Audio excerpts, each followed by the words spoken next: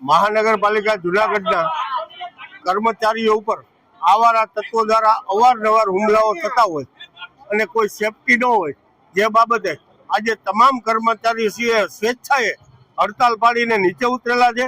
આવી પ્રવૃત્તિ જ્યાં સુધી બંધ ન થાય તેવી ખાતરી ન મળે ત્યાં સુધી ઓફિસ કાર્ય શરૂ કરવામાં નહીં આવે।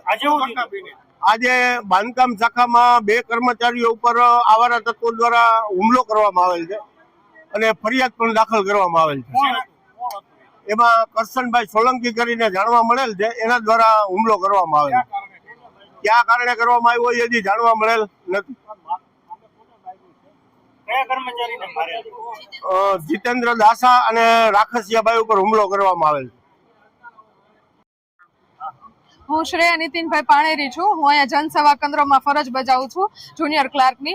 અને આજે જે ઘટના બની છે મહાનગરપાલિકામાં, એ અવારનવાર અમારા જનસેવા કેન્દ્રમાં પણ બને છે અને આ વિષયની રજૂઆત અમે અમારા સબ રજિસ્ટ્રારને અવારનવાર કરેલી છે, છતાં કોઈ પગલાં લેવામાં આવેલા નથી। આજે એક બાંધકામના કર્મચારી ઉપર હાથ ઉઠાવ્યો છે ત્યારે અમે આ વાતની રજૂઆત કરી શકીએ છીએ કે આ વસ્તુ અમારા જનસેવા કેન્દ્રમાં અનેક વાર થાય છે કે અરજદાર જેમ ફાવે એમ વર્તન કરીને જાય છે, અમારી સાથે ગાળો ગાળી કરીને જાય છે, તેમજ ન બોલવાના શબ્દો અમને બોલીને જાય છે। તો અમારી એક જ રજૂઆત છે કે એઝ અ લેડીઝ અમને એક સેફટી અમને જોતી હોય કે જેન્ટ્સને ચલો